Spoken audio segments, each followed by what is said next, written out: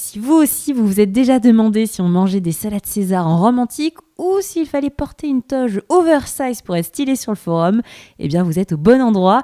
Bienvenue sur C'est quoi cette histoire ? Je m'appelle Caroline et je vous emmène avec moi découvrir la vie quotidienne en Rome antique.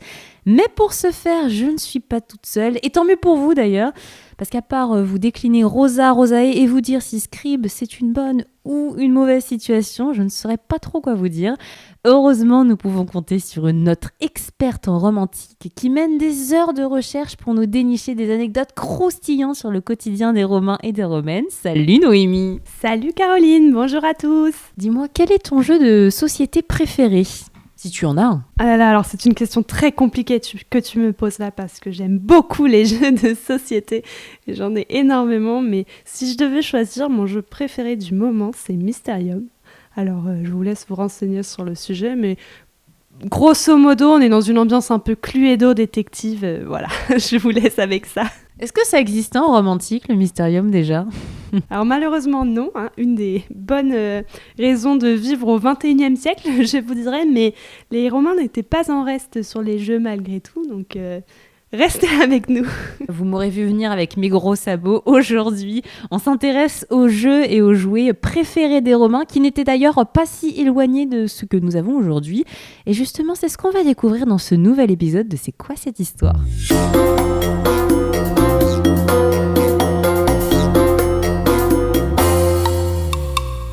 En Rome antique, on jouait déjà à des jeux dès l'enfance, alors bien évidemment dans une visée divertissante, mais aussi dans un objectif éducatif. Tout à fait, et pour citer Aristote, pour bien commencer notre podcast, Aristote disait « Joue et tu deviendras sérieux ». Donc effectivement, ça met bien l'accent sur cette valeur d'apprentissage, voire de socialisation qu'avaient les jeux, en plus d'être divertissants.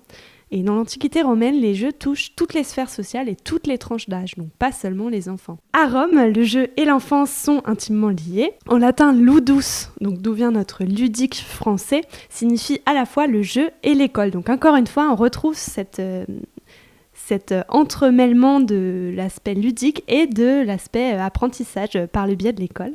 Dès la naissance, les jouets sont utilisés pour l'apprentissage. Et Platon écrit dans ses lois: par l'usage des jeux, l'on s'efforcera de tourner les goûts et les désirs des enfants vers le but qu'ils doivent avoir atteint à l'âge adulte. Donc on revient à cette valeur d'apprentissage qu'on investit aux jouets et aux jeux. De même, dans sa République, Platon recommande de jouer régulièrement dès l'enfance à des jeux de plateau, en respectant scrupuleusement les règles du jeu. Puisque en tout cas selon lui, si les enfants ne maîtrisent pas et ne se soumettent pas aux règles des jeux, il est impossible qu'en grandissant, ils puissent devenir des hommes de vertu solides et des hommes qui se plient à leurs devoirs. Il est difficile aujourd'hui pour nous de reconstituer les règles des jeux antiques, puisque, et c'est aussi le cas aujourd'hui, d'une famille à l'autre, on va avoir des variantes différentes d'un même jeu. Ce qu'on peut observer si vous jouez avec vos grands-parents, par exemple, ils n'auront pas forcément, je parle en connaissance de cause, les mêmes règles que vous pour certains jeux. Mais on connaît comme ouvrage écrit l'Onomasticon de Julius Pollux, qui a été écrit au IIe siècle après Jésus-Christ, et qui est un dictionnaire qui aborde notamment la thématique des jeux et qui nous donne aujourd'hui des informations assez précieuses sur cet univers-là. Je souhaite bon courage aux futurs archéologues qui vont découvrir notre Uno, parce que je pense qu'il y a autant de règles que de cartes dans ce jeu. C'était joliment dit, non ? Donc, les enfants avaient des jouets dès leur plus jeune âge. Concrètement, à quoi ressemblaient les jouets des nourrissons romains ? Alors, à la naissance, on va offrir à l'enfant ses premiers jouets qui sont principalement des objets sonores. Donc, des objets qui sont destinés à faire des bruits, assez proches de nos hochets actuels. On les appelle les crepundiae. Crepitare, en fait, est un verbe qui signifie faire du bruit. Il existe plusieurs formes de crepundiae. Donc, le crepitaculum est un hochet qui est rempli de cailloux ou de grelots, qui va prendre la forme soit d'un simple disque, ou alors des formes un peu plus élaborées, comme par exemple la forme d'un animal. Le tintinnabula et les sistres sont des hochets qui sont un peu plus simples, mais qui sont aussi destinés à produire des sons, des bruits. Et les crotales sont des instruments de musique qui sont en bois. Ces jouets sonores ont la vocation de distraire ou d'apaiser le nourrisson, mais ils revêtent parfois aussi des vocations plus superstitieuses, comme celle d'écarter des influences malfaisantes qui pourraient s'approcher de l'enfant. Et l'influence de la qualité du sommeil sur la croissance a déjà été observée dans l'Antiquité, donc c'est pas nouveau. Et plusieurs textes antiques insistent sur l'effet positif d'un son rythmé au moment de l'endormissement du bébé, donc pour l'aider à dormir mieux. Donc c'est toute une science déjà. Généralement, ces hochets sont en terre cuite, mais il en existe aussi dans d'autres matériaux, comme par exemple du bois ou du métal. Lorsqu'ils contiennent des billes, qui sont soit en argile, soit en cailloux, des simples cailloux finalement, ces éléments ont été ajoutés avant la cuisson.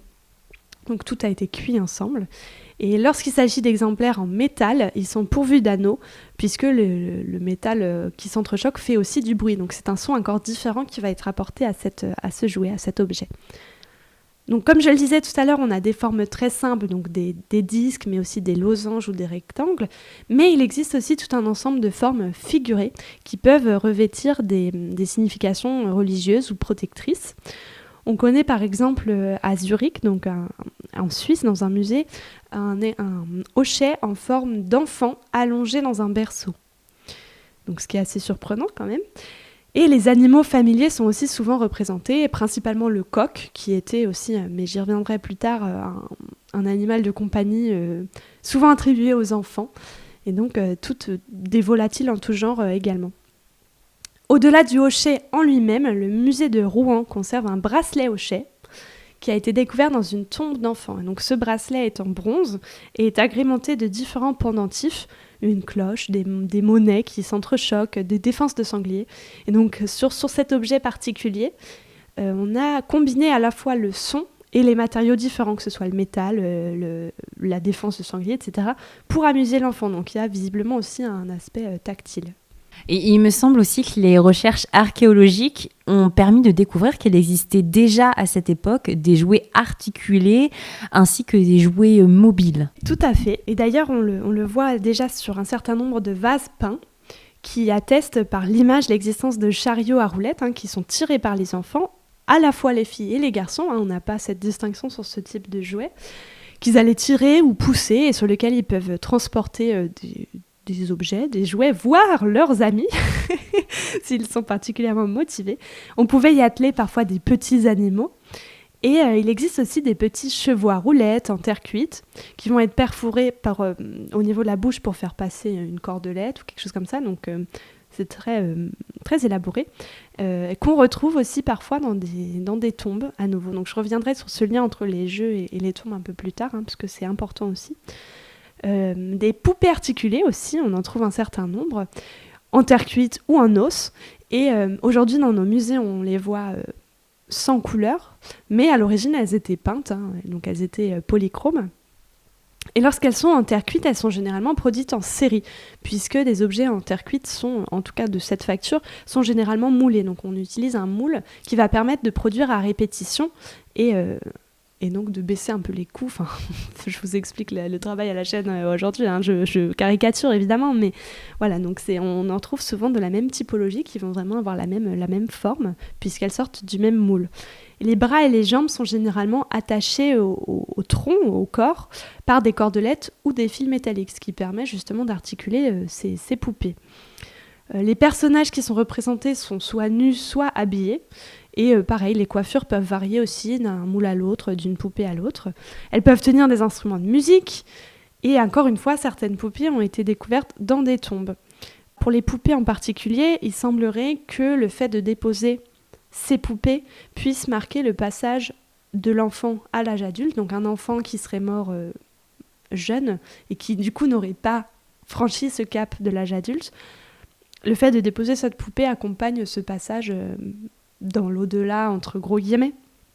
Et plus largement, cette réflexion se prête à tout type de jeux et jouets qui sont déposés dans des tombes et qui vont accompagner justement ces enfants dans l'au-delà après leur mort. Les poupées sont d'ailleurs parfois offertes à des divinités qui vont présider un mariage. Donc il y a tout ce lien avec le passage de la jeune fille à la femme mariée, à l'âge adulte, etc. Aujourd'hui, quand on regarde nos catalogues de jouets actuels, on constate que nos jouets sont très genrés, les jouets pour enfants, avec les Barbie pour les filles et les voitures pour les garçons, pour un petit peu avoir une vision caricaturale des choses. Est-ce que c'était déjà le cas en Rome antique ? Est-ce qu'il y avait déjà cette volonté d'assigner des jouets au genre masculin et féminin ? Alors, je le mentionnais déjà un peu tout à l'heure, mais effectivement, les filles et les garçons partagent une large frange des jeux intersexes, en fait, si je peux dire, que ce soit des jeux de société, des jeux de balle, des jeux de cerceau, etc. Mais effectivement, il y a certains jouets qui semblent être vraiment dédiés à des fillettes ou à des garçons. Et là, en l'occurrence, pour mentionner les filles, les poupées, qu'elles soient en tissu, en terre cuite, etc. Et notamment... pour vous donner un exemple un peu plus détaillé, un type de poupée articulée concerne des représentations de femmes enceintes. L'une d'entre elles a été découverte en Allemagne, à Würzburg, donc elle est conservée dans un musée, et elle représente une femme au bassin assez large, avec une poitrine assez proéminente. Donc on voit vraiment la femme enceinte. Elle est nue. Et ses bras sont mobiles, mais ses jambes ne le sont pas.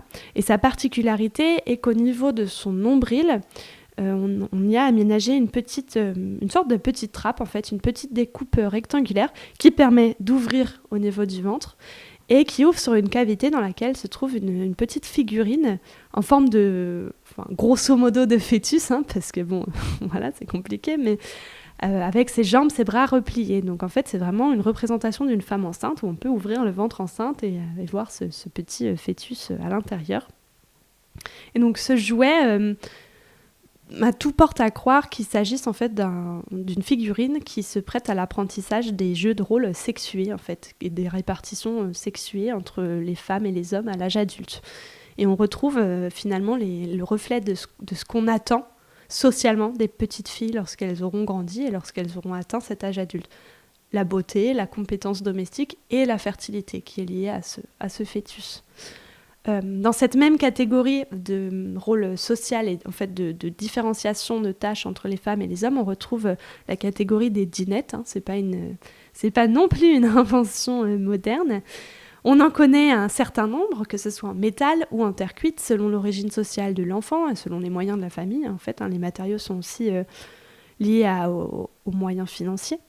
Et elles comptent toutes plus ou moins de pièces. Donc, par exemple, un ensemble en plomb qui est conservé à Reggio Emilia, en Italie, comprend 14 pièces, alors qu'un ensemble un peu plus modeste au musée d'archéologie nationale à Saint-Germain-en-Laye en compte seulement 6. Donc c'est vraiment très variable, mais de manière générale, on comprend toujours des plats, des coupes, des cruches, parfois des grilles. Donc c'est tout un ensemble qu'on retrouve. On retrouve les formes en fait, en observant différentes dinettes. On a quand même vraiment toujours les mêmes typologies de petits plats. Concernant l'ensemble découvert en Italie que je mentionnais tout à l'heure, il a été mis au jour dans la tombe d'une jeune fille de 15 ans, encore une fois. Donc ici, on peut pas vraiment, c'est difficile en fait d'affirmer si ces objets sont vraiment fonctionnels, s'ils ont été utilisés par cette jeune fille pour jouer, ou s'ils ont été placés dans la tombe au moment de sa mort, qui n'ont pas été utilisés par elle et qui représentaient simplement les tâches symboliques qu'elle aurait dû prendre à sa charge en tant que femme mariée dans son âge adulte. C'est compliqué de faire la différence, puisqu'évidemment, dans les tombes, on ne sait pas qui a déposé quand, on ne peut pas dire si les objets ont été particulièrement utilisés ou non, et on n'a pas de texte qui l'écrit, mais c'est une possibilité. Alors, outre les jouets que tu viens de citer, les enfants romains se divertissaient également en jouant avec leurs animaux. Alors attention, rassurez-vous, on n'est pas en train de dire que les animaux sont des jouets, et on ne va pas parler de jeux sadiques impliquant une maltraitance animale, rassurez-vous, au contraire, les enfants entretenaient une relation particulière avec les animaux, qui n'est d'ailleurs pas très loin du lien qu'on a aujourd'hui avec nos animaux de compagnie qu'on aime tant. Complètement, les animaux font totalement partie du domaine du jeu pour les enfants. Les enfants peuvent élever des animaux, comme par exemple des petits chiens ou des oiseaux, qui vont devenir vraiment leurs compagnons de jeu, en fait, leurs compagnons de compétition principalement, puisqu'ils peuvent se faire affronter des animaux entre eux. Les enfants vont soigner, entraîner ces animaux et développer un lien affectif fort avec eux. Donc je mentionnais les coqs tout à l'heure, effectivement, les coqs de compétition sont très très répandus chez les enfants, puisqu'on considère que la nature... belliqueuse d'un coq peut servir de bon enseignement pour un enfant, puisque pour grandir, un enfant a besoin de savoir se maîtriser et de courage, ce que n'a pas l'animal, et donc qui sert de contre-modèle finalement pour ses enfants. C'est ce qu'écrivent en tout cas des auteurs antiques à cette époque. Et donc Platon a par exemple décrit la relation de certains enfants avec des coqs. Donc je vous cite un petit passage pour que vous puissiez vous représenter ce lien. Il les promène, les tenant sous les bras, les plus petits dans la main même, les plus grands au-dedans de leurs aisselles, et parcourt ainsi force stade pour garder en bonne forme non leurs précieux corps à eux, mais ceux de leurs élèves. En l'occurrence, les élèves étant leurs petits animaux. Donc on voit ce lien vraiment avec les animaux. En ce qui concerne les chiens, qui sont quand même pour nous les animaux domestiques de référence, avec les chats, team chat, une espèce bien précise est connue dans des représentations d'enfants jouant, une espèce qui est appelée en latin Melitae et qu'on traduit aujourd'hui par maltais. Donc c'est une espèce de chien qui a un pelage à poils longs et un petit museau. À côté de ces jeux avec des animaux à proprement parler, on connaît aussi beaucoup de représentations d'animaux dans des jouets, principalement en terre cuite. Donc, je le disais tout à l'heure, beaucoup de volatiles, beaucoup d'oiseaux, mais aussi des chiens, également d'autres animaux, des chevaux, etc. Ces statuettes se retrouvent fréquemment dans des tombes.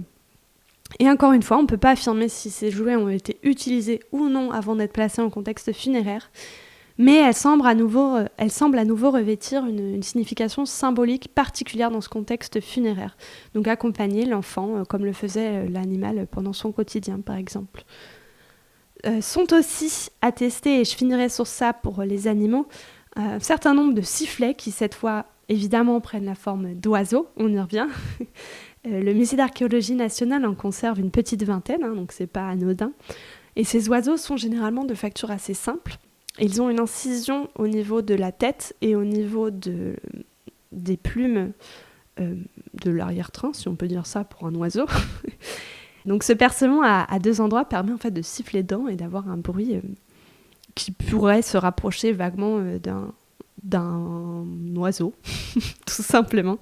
On connaît aujourd'hui pas assez bien le contexte historique pour savoir s'il s'agissait vraiment de jouets pour les enfants, s'il s'agissait de sifflets qui seraient utilisés pour des festivités ou des cérémonies, voire les deux, voire des usages encore autres. Mais une des possibilités est effectivement qu'elles aient servi à des enfants, d'autant plus que on retrouve sur ces objets du musée d'archéologie nationale des marques un peu tâtonnantes dans la fabrication qui pourraient laisser penser qu'ils auraient été fabriqués par des enfants. Je reviens par rapport à cette notion d'animaux domestiques. Est-ce qu'à l'âge adulte, certains Romains ou Romaines conservaient un petit peu cette habitude d'enfance, d'avoir un animal à ses côtés, ou c'est vraiment réservé aux enfants ? C'est une très bonne question et je n'ai pas la réponse, je dois dire. J'aurais tendance à te dire que c'est pas le cas, à mon avis. En tout cas, tout ce qui concerne les coqs qui s'affrontent, etc., j'aurais tendance à dire que c'est plutôt réservé aux enfants. Le fait de faire s'affronter des coqs, de les entraîner, de les nourrir, ça me semble quand même assez propice au monde enfantin, finalement. Donc j'aurais tendance à te dire que non, effectivement, c'est réservé aux enfants. Mais le fait est que c'est une hypothèse personnelle. Passons maintenant plus précisément aux jeux. Quels étaient les jeux d'adresse et les jeux collectifs auxquels jouaient les petits Romains ? Alors les petits Romains jouaient, en ce qui concerne les jeux d'adresse, principalement à la toupie. On a tous eu cette phase où on faisait tourner nos toupies dans la cour de récréation. Donc c'était aussi le cas sous l'Antiquité romaine, qu'elles soient en bois, en verre ou en os. Et il existe différentes typologies de toupies. Donc, le toton, par exemple, est actionné par une tige centrale, le sabot avec une ficelle enroulée autour, enfin toute une typologie qu'on retrouve aussi aujourd'hui. Vous avez sûrement pratiqué différents types de toupies à votre jeune âge. Le cerceau aussi, qui lui est réservé aux garçons qui s'entraînent à des concours sportifs et qui est actionné aussi à l'aide d'une baguette. Les jeux de balle sont très prisés également, et ces jeux de balle sont mixtes. La pila, par exemple, ressemble un peu à une balle de handball. Elle est généralement remplie de pois ou de plumes pour être assez légère. Et on peut la frapper du bras ou de la main, ou alors à l'aide de battes. Et on en connaît plusieurs versions aujourd'hui, notamment des règles. Dans l'une de ces règles, 3 participants se placent en triangle et effectuent des passes d'avant en arrière. Une autre variante consiste tout simplement à lancer la balle dans le but adverse, donc à la main, donc c'est pour ça que je vous mentionnais le handball pour vous donner un titre de comparaison actuel. Il n'est pas forcément nécessaire d'avoir une balle pour jouer à des jeux collectifs, et Julius Pollux, que je mentionnais tout à l'heure, mentionne d'autres types de jeux, donc je vous en cite quelques-uns un peu comme ça pour vous donner une idée. La mouche de bronze par exemple, où il s'agit de couvrir les yeux d'un enfant, de le retourner. Et alors c'est assez rigolo, il y a toute une mise en situation, c'est-à-dire que l'enfant retourné doit dire « je vais chasser la mouche de bronze » et les autres enfants répondent « tu vas la chasser mais tu ne la prendras pas ». Et ils doivent frapper l'enfant avec des bandelettes de papyrus jusqu'à ce que l'enfant aux yeux masqués puisse en attraper un, en fait, au moment auquel le jeu se termine. Voilà, c'est très amusant. On peut plus ou moins comparer à notre Colin Maillard, sauf qu'effectivement, on ne frappait pas les enfants, parce que malgré tout, la torture, bon j'exagère, mais voilà. Ou encore la Torti-Tortue, qui est un jeu qui lui est réservé aux jeunes filles. Alors comment se passe la Torti-Tortue ? On fait s'asseoir une jeune fille au centre, qu'on appelle la tortue donc. Les autres joueuses courent autour en lui demandant « Torti-Tortue, que fais-tu au milieu ?» La jeune fille répond « Je tisse des laines et une étoffe de millet ». Ce à quoi les autres participantes lui crient « Ton fils, que faisait-il quand il est mort ?» C'est très amusant. Et la jeune fille au milieu leur répond du haut de ses cheveux blancs « Il a sauté dans la mer ». Bon, je dois vous dire, j'ai pas très bien compris ce jeu, mais visiblement c'était pratiqué puisqu'il est mentionné par Julius Pollux dans son onomasticon. Parmi les jeux les plus courants, hormis ces jeux-là, on retrouve le jeu des noix, qui est similaire à nos jeux de billes, si vous avez joué aux billes. Chaque enfant garde ses noix dans un sac et le but est d'augmenter son trésor d'une partie à l'autre, vraiment comme nos billes. Les noix sont aussi distribuées à l'école, ça peut être des récompenses comme des bons points, en fait, finalement, pour des bons élèves.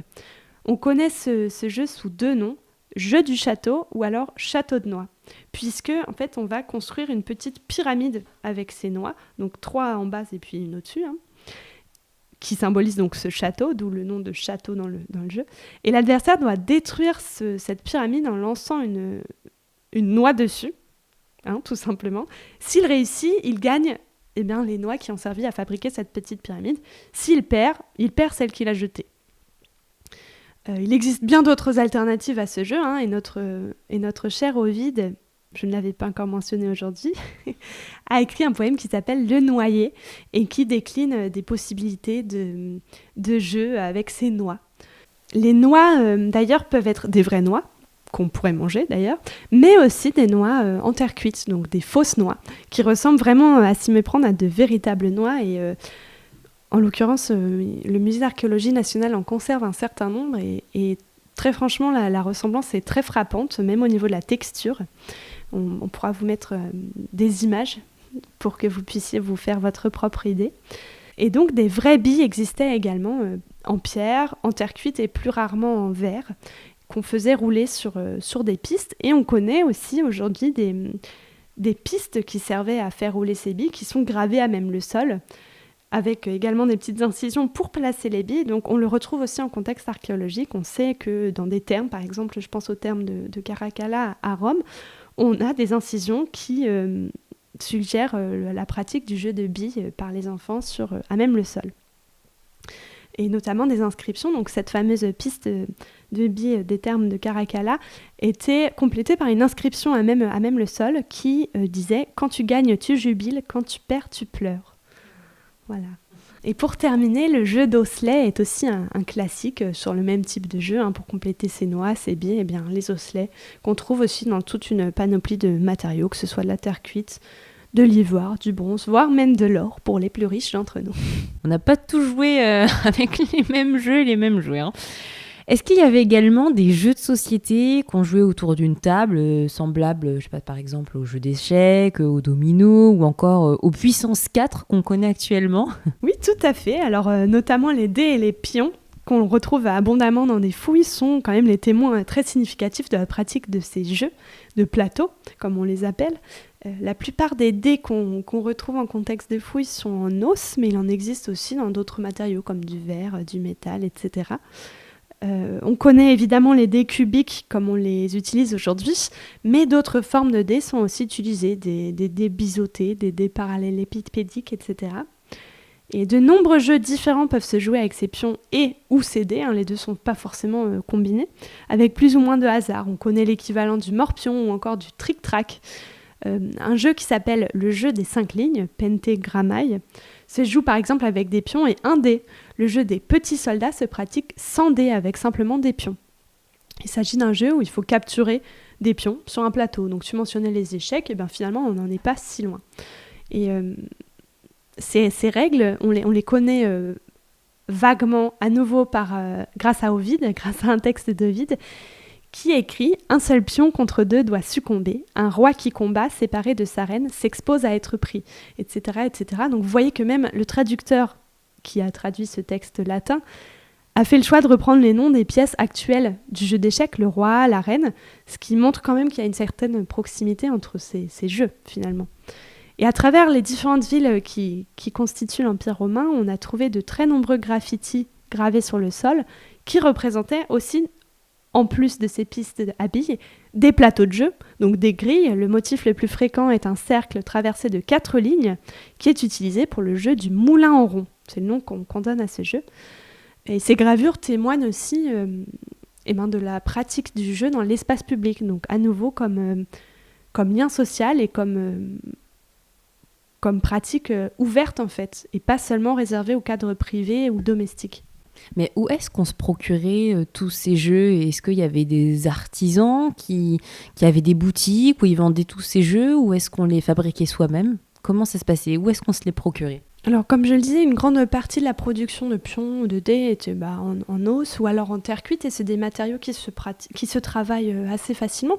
Et le plus logique, effectivement, serait qu'il y ait des boutiques où on pouvait se procurer ça. Je pense par exemple aussi à des étals, pourquoi pas dans la rue, où on pourrait se procurer des dés ou des pions. En ce qui concerne les matériaux luxueux comme l'or que je mentionnais tout à l'heure, j'imagine qu'il s'agit d'une commande très spéciale, mais c'est quand même assez rare.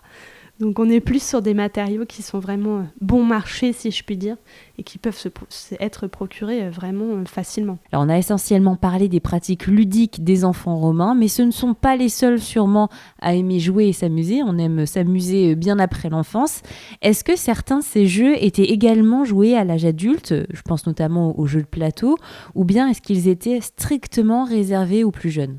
Alors là, je me base encore sur les vases peints dont je te parlais tout à l'heure, et notamment, je pense à un vase grec qui est conservé au Vatican et qui représente sur une de ses faces 2 soldats.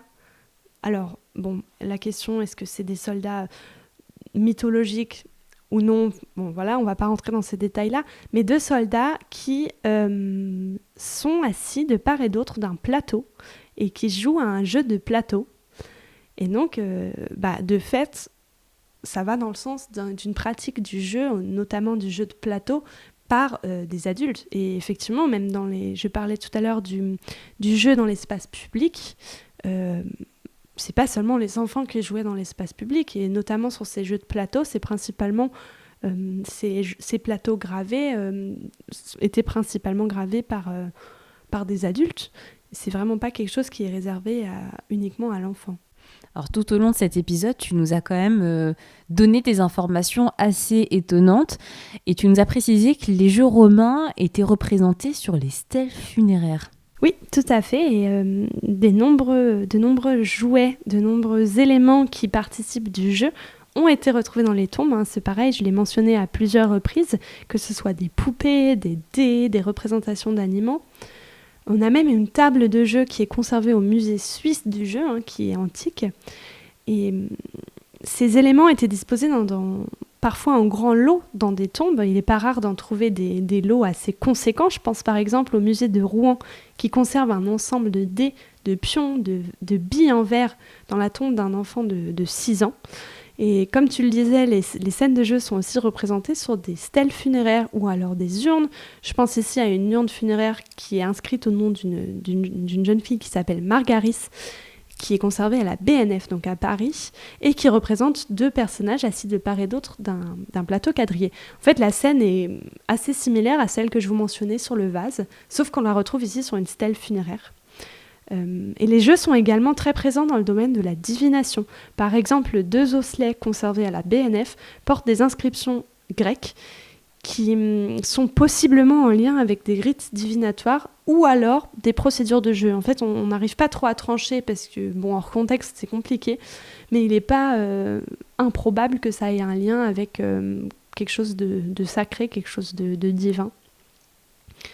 Les osselets, par exemple, sont connus pour être utilisés par des oracles. Et je pense ici à Pausanias, qui parle dans un de ses écrits de la ville de Bura, dans laquelle il est possible d'obtenir un oracle à partir d'un tableau et d'osselets.